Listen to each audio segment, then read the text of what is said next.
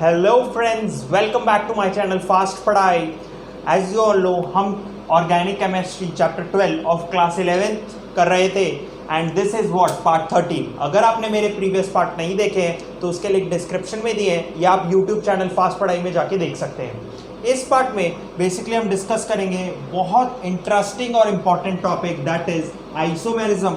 And isomerism में भी specifically discuss होगा व्हाट स्ट्रक्चरल और कंस्टिट्यूशनल आइसोमेरिज्म।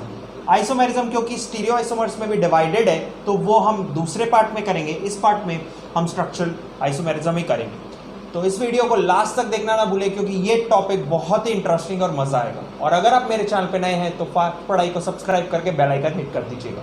तो चलिए स्टार्ट करते हैं। तो सबसे पहले समझते हैं आइसोमेरिज्म का क्या मतलब होता है। ये ग्रीक वर्ड आइसोस यानी कि इक्वल और मेरोस यानी कि पार्ट, इक्वल पार्ट, ये ग्रीक वर्ड आइसोस और मेरोस यानी कि इक्वल पार्ट से निकाला गया है। इस ऐसे कंपाउंड्स जो ये शो करते हैं उसको बोलते हैं आइसोमर्स, और जो फिनोमिना है वो हमारा क्या है आपके पास, आइसोमेरिज्म। अब so what is the definition of isomerism then? Different compounds having same molecular formula। ऐसे अलग अलग कंपाउंड जिनका मॉलिक्यूलर फॉर्मूला सेम हो उसे हम क्या कहेंगे, आइसोमर्स, और उस फिनोमिना को क्या कह देंगे, आइसोमेरिज्म। आइसोमेरिज्म फर्दर डिवाइडेड है कॉन्स्टिट्यूशनल और स्ट्रक्चरल आइसोमेरिज्म में एंड स्टीरियो आइसोमेरिज्म। फिर स्टीरियो आइसोमेरिज्म फर्दर डिवाइडेड है कॉन्फॉर्मेशनल और कॉन्फिगरेशनल आइसोमेरिज्म में and configurational isomerism is divided into geometrical और ऑप्टिकल आइसोमेरिज्म।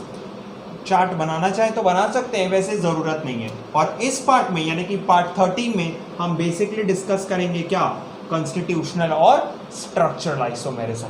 तो ये नोट डाउन कर लीजिए तब मैं फिर आपको बता सकूं व्हाट इज स्ट्रक्चरल आइसोमेरिज्म। तो समझते हैं कॉन्स्टिट्यूशनल आइसोमेरिज्म। सबसे पहले what is the definition of constitutional isomerism? Isomers which differ in connectivity of their atoms is known as what, constitutional isomerism. मतलब जो भी इनका, एक तो सबसे पहले बात आइसोमेरिज्म वो होता है जिसका मॉलिक्यूलर फॉर्मूला सेम होता है। तो अब एटम्स की यानी कि जो कंपाउंड है ऑर्गेनिक कंपाउंड, उसमें जो कनेक्टिविटी है वो डिफर करेगी, अलग अलग तरीके से जुड़ा होगा। सो उसी को हम क्या कहेंगे, कॉन्स्टिट्यूशनल आइसोमेरिज्म। तो डेफिनेशन चाहे तो नोट डाउन कर सकते हैं और अलग अलग बुक में अलग अलग दी रहती है। अब कॉन्स्टिट्यूशनल आइसोमेरिज्म के फर्दर टाइप्स हैं। Constitutional isomerism is divided into chain और न्यूक्लियर और स्केलेटन आइसोमेरिज्म। सबके बीच में और है, चेन और न्यूक्लियर और स्केलेटन आइसोमेरिज्म। सेकेंड जो आता है आपके पास पोजिशनल आइसोमेरिज्म। थर्ड जो आता है फंक्शनल आइसोमेरिज्म। फोर्थ आपके पास आता है रिंग चेन आइसोमेरिज्म। फिफ्थ है मेटामेरिज्म और सिक्स्थ है आपके पास टॉटोमेरिज्म।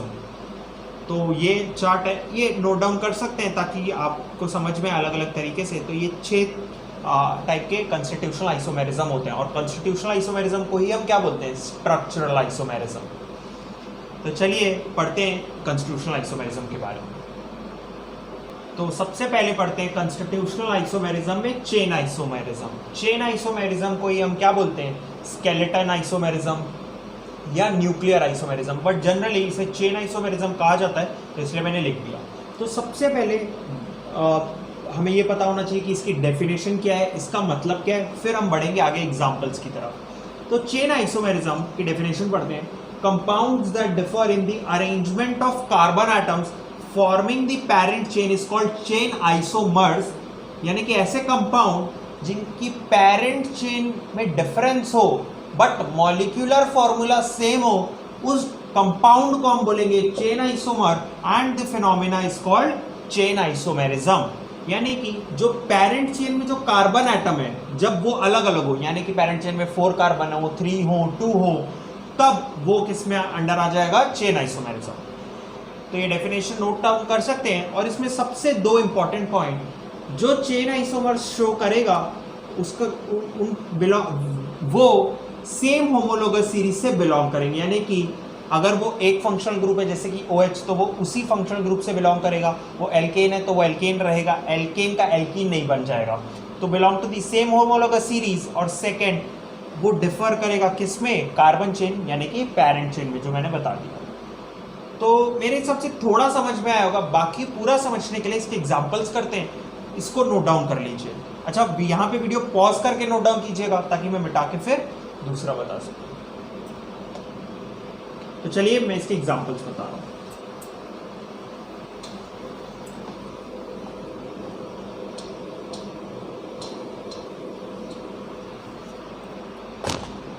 तो सबसे पहले स्टार्ट करते हैं एक सिंपल एग्जाम्पल से।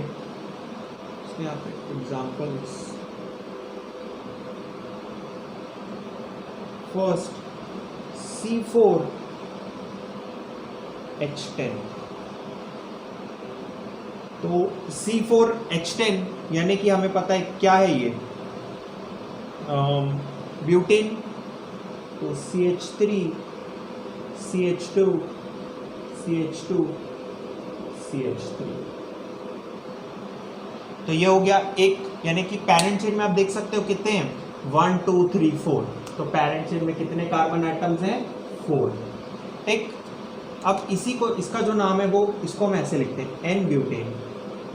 जो नॉर्मल है वो तो आप लिखे कि ब्यूटेन, और इससे ही बोलते हैं एन ब्यूटेन। अच्छा, इसे छोटी चेन बना सकते हैं क्या, देखते हैं, ट्राई करते हैं। CH3 CH3 और यहाँ पे लगा दिया हमने CH3। तो देखो कितने कार्बन की चेन बन गई, 3 कार्बन की चेन बन गई। और इसी को ही बोलते हैं हम आइसोब्यूटेन। 3 कार्बन यानी कि 3 पैरेंट चेन की। अच्छा, सही है क्या, देख लेते हैं एक बार। टोटल नंबर ऑफ कार्बन कितने होने चाहिए, 4। तो 1 2 3 4। हाइड्रोजन कितने होने चाहिए, 10।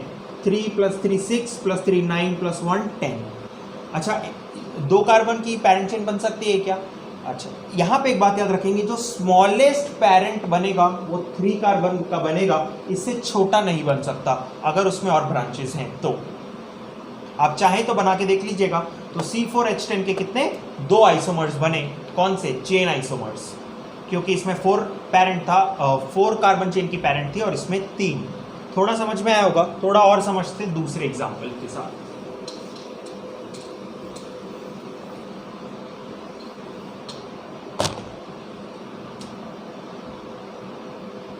C5H12 यानी कि ये आपके पास क्या दिख रहा है, pentane. CH3 CH2 CH2 CH2 CH3। तो यहाँ पे आप देख सकते हैं कितने कार्बन का पैरेंट, कितने कार्बन का पैरेंट चेन है, 5। और इसे ही हम बोलते हैं क्या, एन पेंटेन। अब देखो, इसको छोटा कर सकते हो क्या, हाँ छोटा कर सकते हैं। किसी भी एक कार्बन को उठा के branch as a branch treat करते हैं। CH3 CH2 CH2 CH3 और यहाँ लगा दिया CH3। कितने की पैरेंट चेन हो गई, ऑब्वियसली 1 2 3 4। पैरेंट चेन सिलेक्शन करना बता चुका हूँ ना पहले भी मैं, तो आप प्रीवियस वीडियो में देख सकते हैं। तो ये हो गई पैरेंट, यानी कि कितने की हो गई, 4 कार्बन की पैरेंट चेन हो गई, और इसे ही बोलते हैं हम क्या, आइसोपेंटेन। ठीक है क्या। अच्छा, और बन सकती है क्या, ट्राई करते हैं, 2 को लगा देते हैं, CH3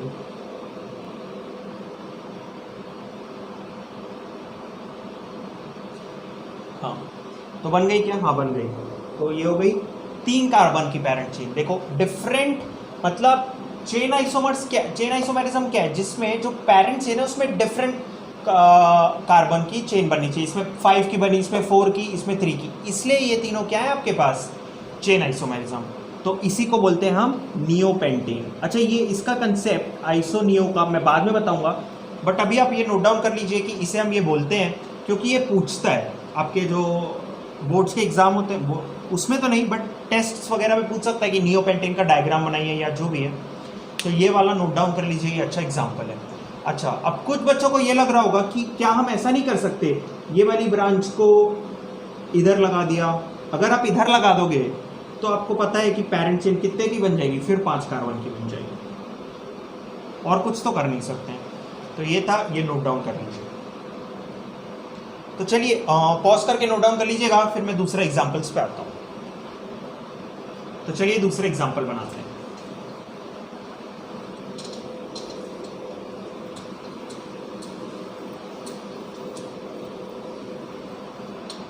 अच्छा, एक फंक्शनल ग्रुप के साथ देख लेते हैं कोई एग्जाम्पल। C4H9OH बनाते हैं, CH3 CH2 CH2 CH2OH। देख लीजिए सही है क्या? C4 4 carbon, total 10, 3 5 6 7 8 9 10। तो अब इसमें कितने की पैरेंट चेन बनी हुई है, ध्यान से देखेंगे। कितने कार्बन की पैरेंट चेन है? 4।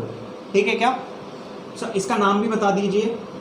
फंक्शनल ग्रुप OH लगा है, सबसे पहले पैरेंट का नाम आएगा ब्यूट, सिंगल बॉन्ड है एन, और यहां से नंबरिंग चालू होगी 1 2 3 4। यहां से नंबरिंग इसलिए स्टार्ट होगी क्योंकि फंक्शनल ग्रुप लगा है, तो 1 ऑल, क्योंकि अल्कोहल का सफिक्स ऑल होता है, और चाहे तो 1 को ओमिट भी कर सकते हैं।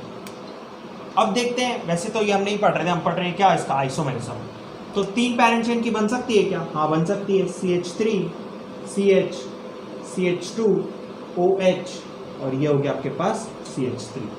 तो कितने कार्बन की पैरेंट चेन बन गई? 3 कार्बन की पैरेंट चेन। लगे हाथ इसका नाम भी बता देते हैं। तो 2 मिथाइल। अभी तक मुझे लगता है आपको IUPAC नेमिंग से आपको आसानी हो गई होगी। प्रोप एन ऑल, इससे छोटी नहीं बन सकती, क्योंकि मैंने क्या कहा, 3 कार्बन चेन से छोटी पैरेंट चेन नहीं बन सकती है।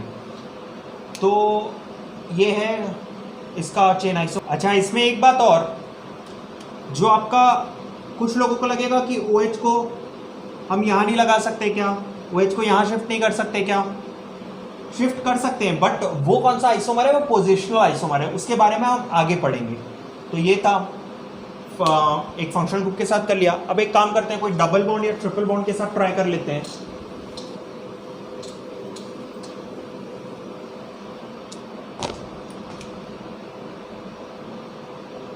C4। अच्छा, जब भी आइसोमर्स बनाए तो ये याद रखिएगा, चेक कर लें कि आपका जितने भी डिफरेंट आइसोमर बने हैं वो उनके मॉलिक्यूलर फॉर्मूला में एग्जैक्ट नंबर है कि नहीं, तो आपको पता चल जाएगा मेरा आइसोमर सही है कि नहीं। एक बार मैं फिर भी बता देता हूँ।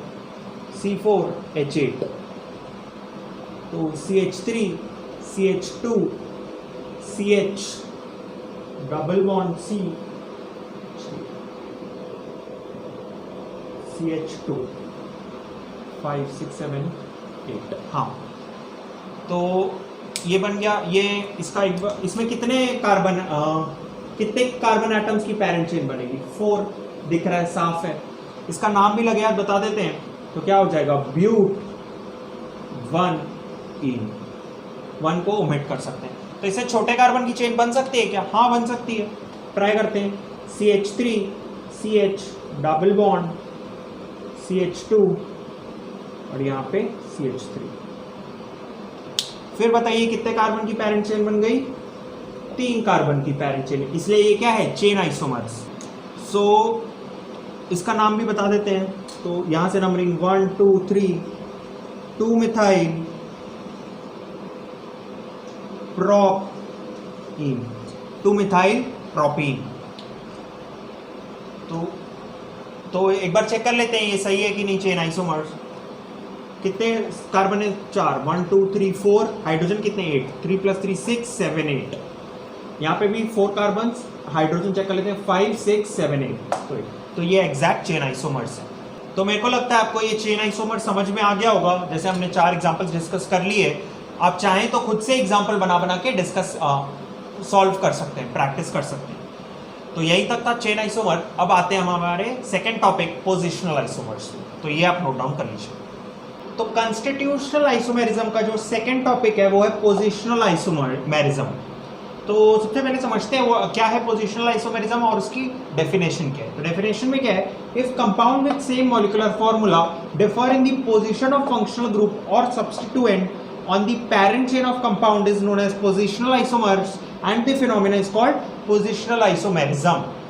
पोजिशनल आइसोमेरिज्म यानी कि इसके वर्ड से क्लियर है कि जो पोजीशन है किसका, फंक्शनल ग्रुप या सब्स्टिट्यूएंट का जब डिफर करेगा उसके पेरेंट चेन में, तो ऐसे कंपाउंड जिसमें पोजीशन डिफर करे फंक्शनल ग्रुप या सब्स्टिट्यूएंट का बट मॉलिक्यूलर फार्मूला सेम हो, उसे हम क्या कहेंगे, पोजिशनल आइसोमर, और उस फिनोमिना को हम बोल देंगे पोजिशनल आइसोमेरिज्म. अच्छा, इसका एक बहुत इंपॉर्टेंट पॉइंट नोट कर सकते हैं, एल्डिहाइड और कार्बोक्सिलिक एसिड और इसके डेरिवेटिव पोजिशनल आइसोमेरिज्म शो नहीं करते. तो मेरे को लगता है कि थोड़ा बहुत समझ में आया होगा डेफिनेशन से.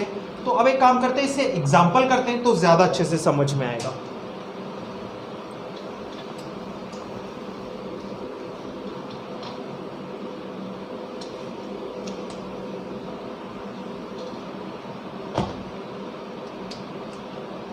तो फर्स्ट एक एग्जांपल करते हैं, C4H8 नाम से या आपको कंपाउंड से पता चल गया होगा ये क्या है, butene.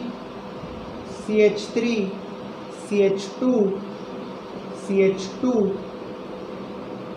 Double bond CH3 sorry CH2. तो देखते हैं इसका C4 4 कार्बन है, हाइड्रोजन 5 6 7 8. तो इसका अगर नाम देखेंगे तो क्या आएगा, वन ब्यूटीन या ब्यूट वन इन, एक ही बात है. अब इसमें पोजीशन किसका चेंज कर सकते हैं, अगर मैं इसका चेन छोटा कर दूं, यानी कि अभी 4 कार्बन की पैरेंट चेन है, 3 कार्बन की पैरेंट चेन कर दूं, तो वो कौन सा आइसोमर में आएगा, चेन आइसोमेरिज्म में. बट अभी हमें क्या करना है, पोजीशन चेंज करनी है, किसकी, डबल बॉन्ड की. तो देखते हैं हो रहा है क्या.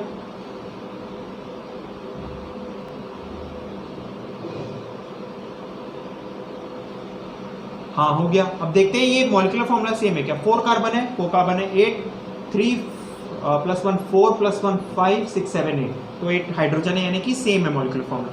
तो इसका नाम क्या हो जाएगा, ब्यूटुइन. तो जैसा कि आप देख सकते हो कि C4H8 यानी ब्यूटीन का हमारे पास पोजीशन किसका हमने चेंज किया, डबल बॉन्ड का पोजीशन चेंज किया, तो आपके पास क्या अलग अलग इसके कौन से आइसोमर्स आ गए, पोजिशनल आइसोमर्स.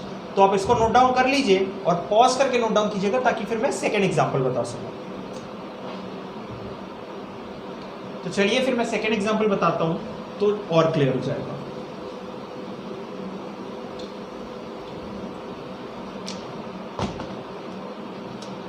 और क्या लिख सकते हैं, तो C4H6 CH3 CH triple bond CH. Check कर लेते हैं एक बार कि स्ट्रक्चरल फॉर्मूला मॉलिक्यूलर फॉर्मूला से मैच कर रहा है. 4 कार्बन है, 6 हाइड्रोजन, 5 + 1 6, तो सही है. तो ये किसका स्ट्रक्चर है, ब्यूटाइन का, 1 ब्यूटाइन. अब क्या करना है, हमें ट्रिपल बॉन्ड को शिफ्ट करना है, यानी कि ट्रिपल बॉन्ड की पोजीशन चेंज करनी है. अभी क्या पोजीशन है, 1 फर्स्ट पोजीशन है. अब यहां पे लेके आते हैं इसे, अब इसकी पोजीशन क्या हो गई, 2 ब्यूटाइन. तो पोजीशन चेंज हो गई, देयरफॉर ये क्या हो गए, पोजिशनल आइसोमर्स हो गए. अच्छा, यहां पे आ सकता है क्या, नहीं. क्यों, क्योंकि फिर वो 1 पे हो जाएगा, है ना. तो ये नोट डाउन कर लीजिए, फिर मैं आपको 1-2 एग्जांपल्स और करते हैं. तो फिर नेक्स्ट एग्जांपल बता रहा हूं. आते हैं हमारे थर्ड एग्जांपल पे. इसमें पोजीशन ऑफ हम फंक्शनल ग्रुप चेंज करके देखते हैं. C3H7HCl, तो CH3 CH2 CH2 Cl. Check करते हैं कि सही है क्या. ये 3 कार्बन से 7 3 + 2 5 6 7, तो 7 हाइड्रोजन है, यानी कि सही है. इसका नाम भी बता दीजिए, 1 क्लोरो प्रोपेन. ठीक है. अब क्या करते हैं, पोजिशनल आइसोमर क्या होता है, पोजीशन ऑफ फंक्शनल ग्रुप या सब्स्टिट्यूएंट में ब्रांचेस या मल्टीपल बॉन्ड. तो फंक्शनल ग्रुप की पोजीशन चेंज करते हैं, CH3 CH Cl CH3. तो अब सेकेंड पोजीशन पे ले आए, नाम देखेंगे तो 2 क्लोरो प्रोपेन. तो क्योंकि पोजीशन यहाँ पे 1 थी, यहाँ पे 2 है, तो पोजीशन चेंज हुई किसकी, फंक्शनल ग्रुप की. देयरफॉर ये किसके अंडर आ गए, पोजिशनल आइसोमर के. इसको भी नोट डाउन कर लीजिए करना है तो, फिर मैं आपको नेक्स्ट एग्जाम्पल बता देता हूँ।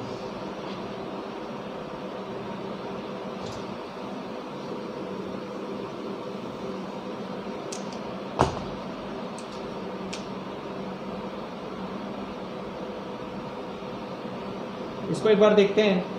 तो ये हो गया CH3 CH Cl Cl, ये क्या बता दिया, चेक कर लेते हैं एक बार, सही है क्या? 2 कार्बन है, हाँ 2 कार्बन है, 4H है, हाँ 4H है, और 2 Cl है, सही है। इसका नाम क्या होगा? ऑब्वियसली 1 डाइक्लोरो, 2 कार्बन की चेन को क्या बोलते हैं?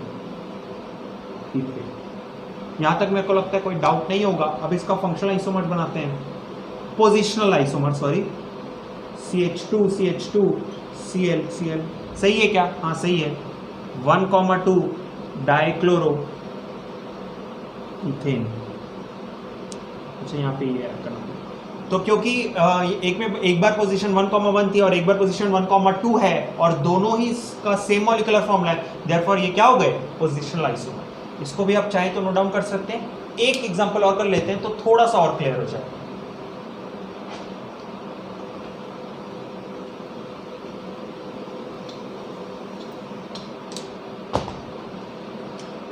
एक एग्जांपल और, C3H7OH एक बार, यानी कि कौन सा फंक्शनल ग्रुप है ये? अल्कोहल ट्राई करते हैं। CH3 CH2 CH2OH, सही है क्या? 3 total number of carbon 3, 1 2 3, hydrogen 7, 3 + 2 5 6 7, सही है। इसका नाम भी बता दीजिए तो क्या होगा? प्रोप इन 1 ऑल, या इसी को 1 प्रोपेनॉल भी बोल सकते हैं, यानी कि 1 यहाँ पे भी लिख सकते हैं। अच्छा, इसका पोजीशन अब फर्स्ट पे अब कहाँ पे ला सकते हैं? सेकंड पे, CH3 CH CH3OH, और इसका नाम क्या हो जाएगा? Propane 2 all. मेरे को लगता है अब मुझे सिलेक्शन और नंबरिंग नहीं बतानी पड़ेगी, अब मेरे को लगता है अब डायरेक्ट ही नाम बता सकते हैं। तो यहाँ पे एक बार पोजीशन 1 थी, एक बार 2, तो ये किसके अंडर आ गए? Positional isomerism. इसको भी नोट डाउन कर लीजिए। और मेरे को लगता है अब ये 5 एग्जांपल हो गए तो आपको समझ में आ गया होगा कि पोजिशनल आइसोमर क्या है। कुछ नहीं, positional isomer means when in a parent chain there are different position of what? Functional group, branches and what? Multiple bonds. तो जब इनके डिफरेंट पोजीशन होते हैं तो उसी को हम क्या बोल देते हैं? पोजिशनल आइसोमर्स, और उस फिनोमिना को पोजिशनल आइसोमेरिज्म। तो मेरे को लगता है ये क्लियर होगा, तो ये नोट डाउन कर लीजिए, फिर मैं आपको नेक्स्ट टॉपिक यानी कि फंक्शनल आइसोमर्स बताता हूँ। तो समझते हैं फंक्शनल आइसोमेरिज्म को। फंक्शनल आइसोमेरिज्म क्या होता है? Compounds with same molecular formula but differ in the type of functional group they possess are called as functional isomer and the phenomena is called functional isomerism. Basically नाम से clear है, functional isomerism ऐसी isomerism होगी जिसमें जो molecular formula तो same होगा but अलग अलग फंक्शनल ग्रुप जुड़े होंगे, उसको ही हम क्या कह देंगे? Functional isomerism. तो थोड़ा बहुत क्लियर होगा, थोड़ा बहुत किससे? एग्जाम्पल से क्लियर हो जाएगा। तो एग्जाम्पल्स करते हैं। ये जो आइसोमेरिज्म है यानी कि फंक्शनल आइसोमेरिज्म थोड़ी सी इंपॉर्टेंट है क्योंकि इसमें कुछ चीज याद करनी पड़ेगी, या तो याद कर लो या प्रैक्टिस से याद हो जाएगी। तो इसको थोड़ा अच्छे से नोट डाउन करेंगे। तो सबसे पहली चीज है वो है अल्कोहल एंड ईथर। मतलब सर जैसे सपोज CnH2n+2O, अगर इस टाइप का फॉर्मूला दिया यानी कि CnH2n+2O, तो या तो वो अल्कोहल होगा या तो ईथर होगा। इसका मतलब देखते हैं। फॉर एग्जांपल हमने लिया C4H10O, क्या ये इसको सेटिस्फाई कर रहा है? N की जगह 4 रख के देखो तो 4 to 8 + 2 10, हाँ ये इसको सेटिस्फाई करेगा, कर रहा है। यानी कि ये फंक्शनल आइसोमेरिज्म में अल्कोहल भी शो करेगा और ईथर भी। कैसे? चलो इसको बनाते हैं। तो CH3 CH2 CH2 CH2OH।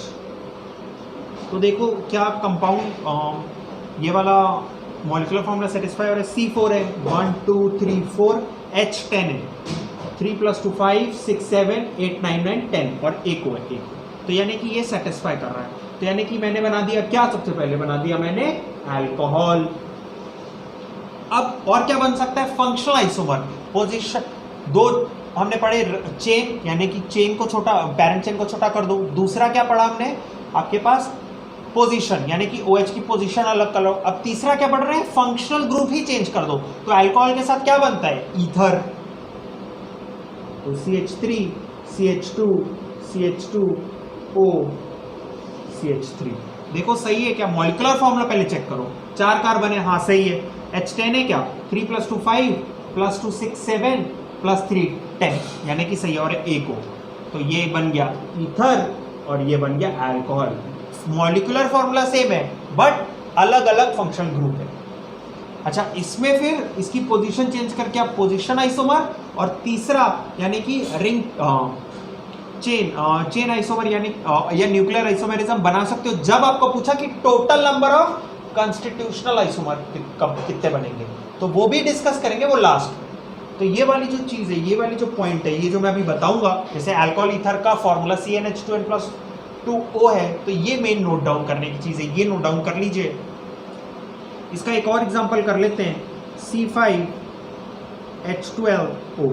क्या ये इसको सेटिस्फाई कर रहा है, हाँ कर रहा है। n की जगह 5 रख के देख लीजिए। तो बनाते हैं CH3 CH2 CH2 CH2 CH2OH। इसको चेक करेंगे तो 5C और आपको 12H मिलेंगे और एक। तो ये बन गया अल्कोहल का। और ईथर के लिए क्या करेंगे, CH2 CH2O CH2 CH3। तो ये बन गया ईथर का। अच्छा, क्या मैं ये पोजीशन यहाँ नहीं रख सकता हूँ, रख सकते हो, तो वो फिर आपका पोजीशन आ जाएगा। आप कोई भी पोजीशन सिलेक्ट कर सकते हो। मैं बस आपको यहाँ पे फंक्शनल ग्रुप का डिफरेंस बताने के लिए ये बताया। तो नोट डाउन कर लीजिए और पॉज करके कीजिएगा ताकि मैं दूसरा फिर बता सकूँ। तो चलिए चलते हैं सेकंड पे। सेकंड में आएगा एल्डिहाइड,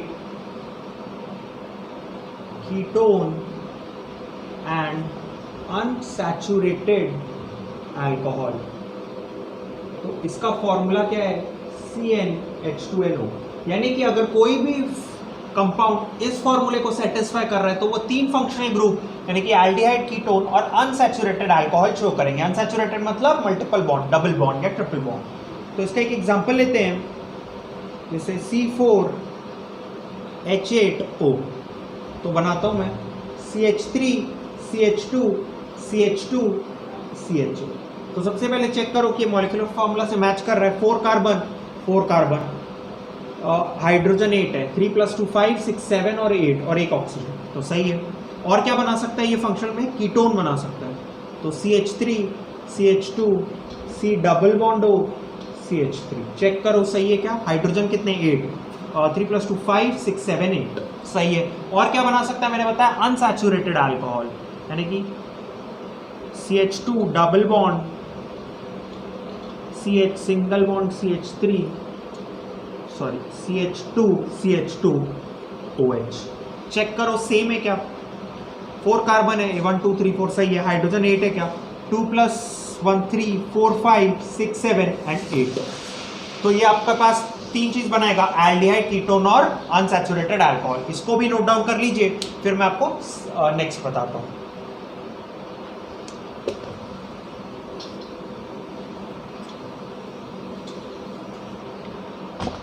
अच्छा, ये नेक्स्ट वाला तो एकदम इजी है। आपके पास क्या हो सकता है, साइनाइड एंड आइसोसाइनाइड। सिंपल सा है ये वाला। तो मतलब अगर आपके पास कोई कंपाउंड है जिसमें साइनाइड है तो उसका आइसोसाइनाइड भी बना सकते हैं। जैसे एग्जांपल के तौर पे मैं लेता हूँ CH3 CH2 CH2 CN। तो इसी का फंक्शनल आइसोमेरिज्म क्या हो जाएगा, फंक्शनल आइसोमर क्या होगा, CH2NC। यानी कि यहाँ पे CN से जुड़ा है साइनाइड और यहाँ NC से जुड़ा है आइसोसाइनाइड। तो ये भी नोट डाउन कर लीजिए, ये तो इजी है। ठीक है क्या, फिर मैं नेक्स्ट बताता हूँ। नेक्स्ट भी इजी है। नेक्स्ट आपके पास आएगा अमीन्स। अमीन्स में या तो प्राइमरी बना सकता है, सेकेंडरी बना सकता, सेकेंडरी बना सकता है या फिर क्या टर्शरी बना सकता है। ऑब्वियसली ये तो सिंपल सा है, जैसे सपोज एग्जांपल लिए CH3 CH2 CH2 NH sorry NH2,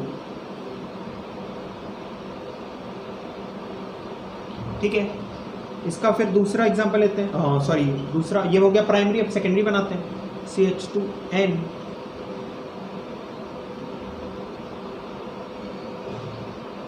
NH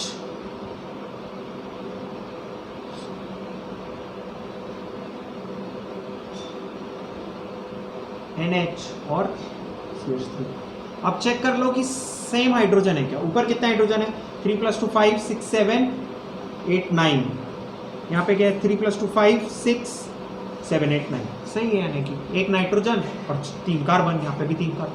और ये हो गया सेकेंडरी। अब टर्शरी बना लो CH3N CH3 और CH3, देख सकते हो 3 कार्बन और 9 हाइड्रोजन और 1 है, तो ये हो गया अमीन्स का। तो इसमें क्या बन सकता है प्राइमरी सेकेंडरी और टर्शरी। इसको भी नोट डाउन कर लो अगर चाहो तो, फिर मैं आपको नेक्स्ट बता देता हूँ।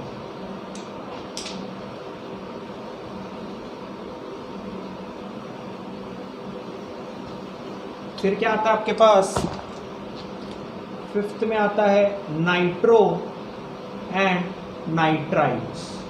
ये क्या है भाई, ये और सिंपल है। Suppose for example CH3 CH2 N double bond हो, या इसी को लिखते हैं हम क्या NO2, तो ये हो गया नाइट्रो कंपाउंड।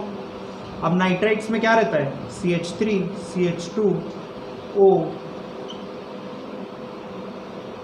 यानी कि, और इसी को हम क्या लिख देते हैं ONO। यहाँ पे ये O से जुड़ा हुआ है और वहाँ पे वो N से जुड़ा हुआ है, तो ये हो गए नाइट्रो और नाइट्राइट्स कंपाउंड।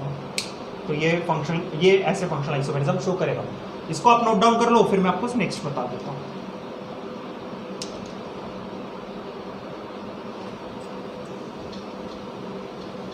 ये लास्ट है और ये थोड़ा सा इंपॉर्टेंट है, ये एसिड एंड एस्टर। इसका फॉर्मूला होता है क्या CnH2nO2। एसिड कौन सा, कार्बोक्सिलिक एसिड। तो इसको देख लेते हैं C4H8O2 बनाते हैं CH3। ये देख लेना कि ये वाला फॉर्मूला किस में जा रहा है। 3 बताया मैंने, CnH2n और O, फिर CnH2n+2 और O और CnH2nO2, यानी कि एल्डिहाइड वाला एक बताया था, अल्कोहल वाला एक बताया था, अल्कोहल ईथर, एल्डिहाइड कीटोन, और ये एसिड एस्टर।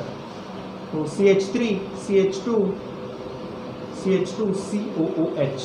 चेक करो सही है क्या, 4 कार्बन, हाँ 4 कार्बन, 8 हाइड्रोजन, 3 + 2 5 6 7 8 और 2 O 2। तो ये हो गया कार्बोक्सिलिक एसिड। अब एस्टर 2 फंक्शनल आइसोमर शो करेगा, कार्बोक्सिलिक CH2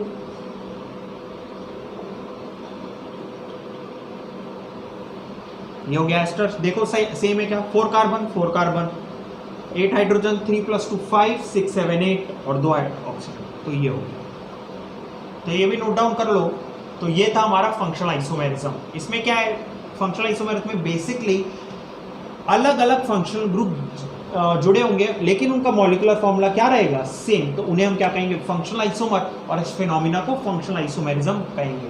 इसमें मैंने आपको 6 बताए। सबसे पहला आपके पास था अल्कोहल एंड ईथर, फिर था एल्डिहाइड कीटोन और unsaturated alcohol, amines primary secondary tertiary, nitro and nitrite, cyanide and isocyanide, और ये last acid and ester. I hope आपको समझ में आया होगा, और नहीं आया तो कमेंट कर दीजिएगा, मैं और अच्छे समझा दूंगा। तो चलिए नेक्स्ट इसमें रिंग चेन आइसोमेरिज्म की तरफ बढ़ते हैं। चलिए देखते हैं रिंग चेन आइसोमेरिज्म से क्या समझ में आता है। If one isomer has open chain structure and other has cyclic structure, then isomer are known as ring chain and the phenomenon is known as ring chain isomerism। मतलब molecular formula same है। आप ये बात याद रखिएगा, constitutional isomer में एक चीज सेम रहेगी, that is what, molecular formula. Isomer में ही मॉलिक्यूलर फॉर्मूला सेम होता है। अगर मॉलिक्यूलर फॉर्मूला सेम है और वो एक बार ओपन चेन स्ट्रक्चर और एक बार रिंग चेन स्ट्रक्चर बना रहा है, तो उसे हम क्या कहेंगे, रिंग चेन आइसोमेरिज्म। जैसे कि फॉर एग्जांपल ये इसमें भी आपको ये स्ट्रक्चर के साथ मैं बता दिया हूँ, तो ये नोट डाउन कर लो, फिर मैं इसमें एग्जांपल्स कराऊंगा। तो इसमें क्या है, अगर एल्कीन है तो वो साइक्लो एल्केन बना सकता है, एल्काइन है तो साइक्लो एल्कीन बना सकता है, और एल्केनॉल्स है तो साइक्लिक ईथर बना सकता है। ये आप नोट डाउन कर लीजिए, फिर इसमें एक एक करके मैं एग्जांपल्स आपको बताता हूँ। आते हैं हमारे फर्स्ट एग्जांपल में। तो जैसे कि मैंने बनाया C5H10, तो क्या ये इसको फॉलो कर रहा है CnH2n? हाँ कर रहा है। तो ये क्या क्या बनाएगा, एल्कीन और साइक्लो एल्केन। तो एल्कीन बनाते हैं पहले, CH3 CH2 CH2 CH double bond CH2, carbon 5 है और हाइड्रोजन 10। ठीक है क्या ये? हाँ, ये तो बन गया एल्कीन। अब इसी का साइक्लो चेन बन सकता है क्या, देखते हैं। CH3 यहाँ बनाता हूँ, CH2 CH2 CH2 CH2 और CH2। तो ये देखो, एक ये बन गया और आपके पास रिंग चेन बन गया। तो ये किसको शो कर रहा है, आपके पास रिंग चेन आइसोमेरिज्म को शो कर रहा है। तो इसको नोट डाउन कर लीजिए। तो ये आपका किसमें आ गया, एल्कीन और साइक्लो एल्केन। ये एल्कीन स्ट्रेट चेन बना रहा है और ये रिंग चेन। नोट डाउन कर लीजिए, फिर मैं नेक्स्ट बताता हूँ। नेक्स्ट है आपके पास अल्काइन एंड साइक्लो एल्केन। तो अल्काइन में जैसे कि मैंने बनाया C5H8, ये इसको फॉलो कर रहा है क्या, चेक करो। N की जगह 5 डाल के हाँ कर रहा है। तो बनाते हैं इसमें पहले, सबसे पहले तो alkyne CH3 CH2 CH2 C triple bond CH, 5 hydrogen, 5 carbon है और 1 हाइड्रोजन। अब इसका क्या बनाना है, साइक्लो एल्कीन। तो CH2 CH double bond CH single bond CH2। देखो फॉलो कर रहा है क्या, 8 हाइड्रोजन है और 5 कार्बन। तो यह हो गया आपके पास किसका, अल्काइन और साइक्लो एल्कीन का रिंग चेन आइसोमेरिज्म का, इसका C5H8 का रिंग चेन आइसोमर्स। क्यों? क्योंकि स्ट्रेट चेन भी बना रहा है और क्या बना रहा है, रिंग चेन भी। नोट डाउन कीजिए, फिर लास्ट यानी कि थर्ड वाला बता देता हूँ। आते हैं हमारे थर्ड एग्जाम्पल में। तो जैसे मैंने लिया यहाँ पे C5H10 और O, ये बनाएगा एल्केनॉल्स। जैसे सपोज मैं अल्कोहल बना के दिखाता हूँ, तो CH double bond CH2 double bond CH single bond CH2 single bond CH2 CH2 और OH। चेक करो कार्बन कितने, 5 है, हाँ 5 है। हाइड्रोजन कितने हैं, 2 + 1 3 + 2 5 6 7 8 9 और 10 और एक सिंगल ऑक्सीजन। तो ये तो सही है स्ट्रेट चेन। अब क्या और बना सकता है ये, आपके पास रिंग चेन भी बनाएगा। तो चेक करते हैं एक बार, क्या बनाते हैं। CH2 O CH2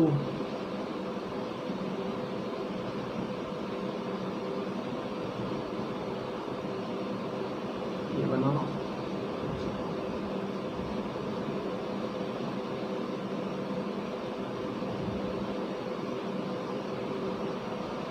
इसको थोड़ा और तरीके से बना सकते हो, बट मैं जस्ट बताने के लिए बताया मैंने। तो यहाँ पे 5 कार्बन है क्या, 1 2 3 4 5 और 10 हाइड्रोजन है और एक ऑक्सीजन। तो ये हो गया आपका साइक्लिक ईथर और ये हो गया आपका स्ट्रेट चेन एल्केनॉल। तो यही था रिंग चेन आइसोमेरिज्म। अब बढ़ते हैं एक अच्छा और मज़ेदार कंस्टिट्यूशनल आइसोमर का मेटामेरिज्म। इसको नोट डाउन कर लीजिए, फिर मैं नेक्स्ट बताता हूँ। तो व्हाट इज मेटामेरिज्म, क्या होता है? This type of isomerism occur due to the difference in nature of alkyl group attach to the polyvalent atom और फंक्शनल ग्रुप। क्या मतलब इसका? यह आइसोमेरिज्म अकर करता है जब अलग अलग अल्काइल ग्रुप या तो पॉलीवैलेंट एटम के आजू बाजू या फंक्शनल के आजू बाजू लगे हों। जैसे कि मैंने बनाया COC, तो एक साइड मिथाइल लगाया और एक साइड इथाइल प्रोपाइल लगाओ, मतलब 3 कार्बन है और एक साइड 1 कार्बन है।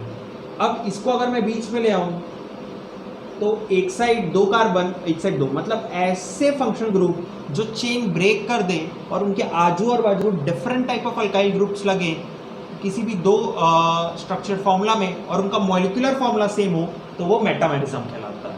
अब ये थोड़ा सा कंफ्यूजन होगा इसमें, मैं मान रहा हूँ, तो इस एग्जाम्पल से देखेंगे। पहले ये देख लेते हैं कौन कौन से अलग अलग टाइप के फंक्शनल ग्रुप मेटामेरिज्म शो करते हैं, जैसे कि ईथर हो गया, कीटोन हो गया, थायो ईथर हो गया, सेकेंडरी अमीन हो गया, ये सब क्या शो करते हैं, मेटामेरिज्म। तो स्ट्रेट अवे चलते हैं इसके एग्जाम्पल में, तब ज्यादा क्लियर होगा। ये आप पॉज करके नोट डाउन कर लीजिए।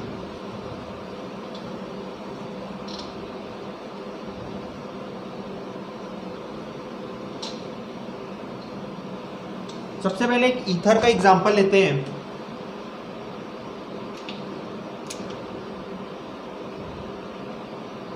Suppose CH3 CH2 O CH2 CH2 CH3। एक साइड अगर इसका नाम देखा जाए तो क्या होगा, ethoxy methane, sorry ethoxy propane. अब इसी को हम कैसे लिख सकते हैं, CH3O CH2 CH2 CH2 CH3। अगर आप देखेंगे दोनों का मॉलिक्यूलर फॉर्मूला बना के तो सेम आएगा, क्योंकि इसमें 5 कार्बन है और इसमें भी 5 कार्बन है, एक ऑक्सीजन है, और आपके पास 5 6 7 8 9 10 11 12 हाइड्रोजन होंगे। तो इसका नाम क्या आ जाएगा, मेथॉक्सीप्रोपेन। तो बस यही मेटामेरिज्म है, जब फंक्शनल ग्रुप के या पॉलीवैलेंट का एटम के आजू बाजू डिफरेंट अल्काइल, इस साइड डिफरेंट अल्काइल ग्रुप लगे हों, तो यही आपका क्या कहला जाएगा, मेटामेरिज्म। तो एक ये हो गया, एक और करते हैं, ये नोट डाउन कर लीजिए।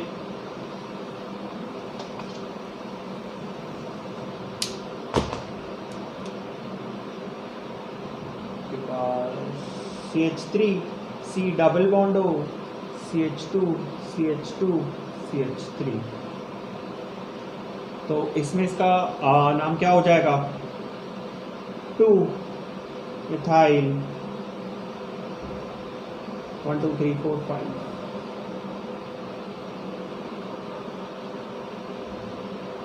सॉरी पैरेंट चेन ये होगी, तो ये हो जाएगा 2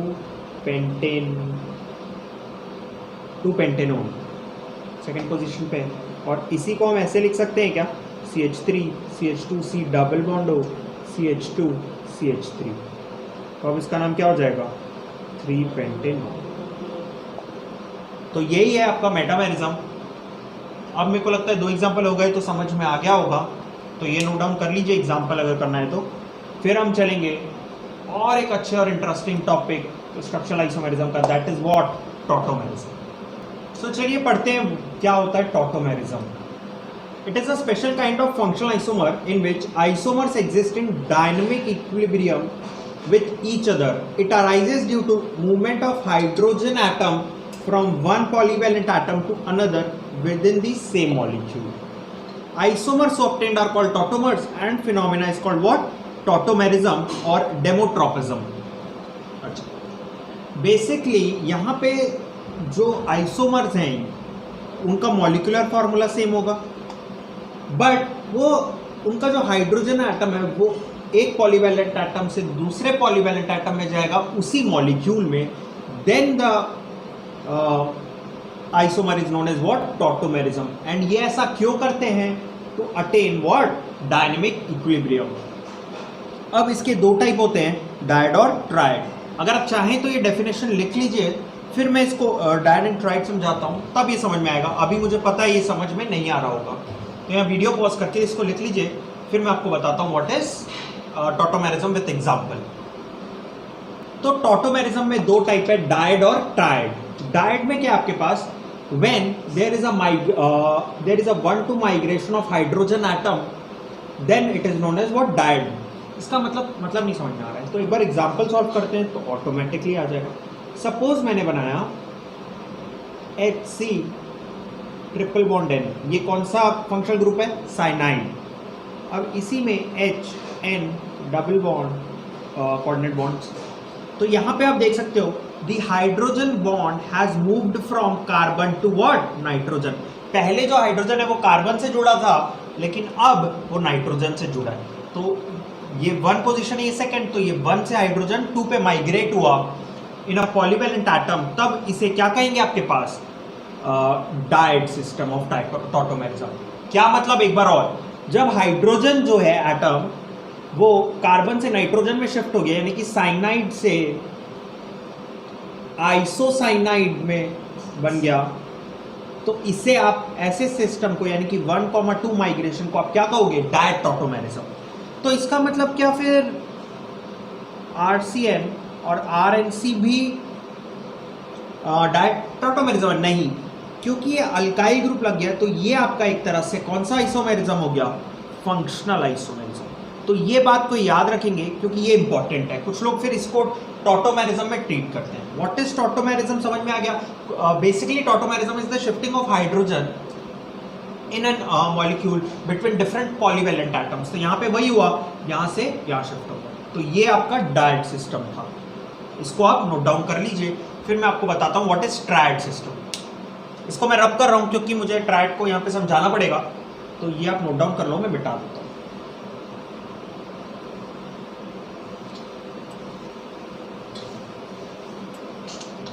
अब what is triad system? Dyad में क्या था, 1 से 2 में जा रहा था। अब ट्रायड में क्या होगा, ट्रायड तो 1 से 3, यानी कि hydrogen move from 1 polyvalent atom to 3 polyvalent, third polyvalent atom in a molecule is known as what, triad. इसका एक एग्जांपल है कीटोइनॉल फॉर्म। मतलब सर देखते हैं इसका मतलब। एग्जांपल जैसे कि H या CH3C double bond O H, तो ये क्या हो गया आपके पास, एल्डिहाइड। अब यहां से हाइड्रोजन यानी कि ये 1 पोजीशन पे मान लेते हैं, तो ये 1, 2 और 3 पे पहुंच जाएगा। तो यानी कि ये क्या होगा, CH2 double bond C OH और ये H। तो ये अब आपके पास क्या हो गया, ये हो गया अल्कोहल। तो ये है कीटो फॉर्म और ये आपके पास क्या है, इनॉल। तो यहां पे क्या हुआ, हाइड्रोजन जो है यहां से मूव करके ऊपर चला गया, यानी कि 3rd पोजीशन पे, और फिर यहां पे क्या हुआ, जो डबल बॉन्ड है वो यहां शिफ्ट हो। तो ये एक एग्जांपल है, इसको नोट डाउन कर लो, फिर मैं जस्ट दूसरा एग्जांपल बताता हूं। यहां पे मैंने एल्डिहाइड बनाया था, अब एक कीटोन के साथ देखते हैं। तो CH3C double bond O CH3, तो ये आपका क्या है, कीटोन, और ये इसको कीटो फॉर्म बोलते हैं। और इनॉल में आपके पास क्या हो जाएगा, ये हो जाएगी हाइड्रोजन की shifting from 1 to 3rd position. ये आपका कौन सा, ये हो गया कीटो फॉर्म और ये हो गया इनॉल फॉर्म। ये मेरे को लगता है आप ट्रायड सिस्टम समझ में आ गया, ट्रायड टॉटोमेरिज्म। तो यहाँ तक मेरा आइसोमेरिज्म का जो पार्ट 13 है वो कंप्लीट होता है। आई होप आपको ये समझ में आया होगा और अच्छा लगा होगा। अगर समझ में आया है तो लाइक बटन जरूर हिट कर दीजिएगा, और अगर आप मेरे चैनल पे नए हैं तो सब्सक्राइब बटन दबा के बेल आइकन हिट कर दीजिएगा।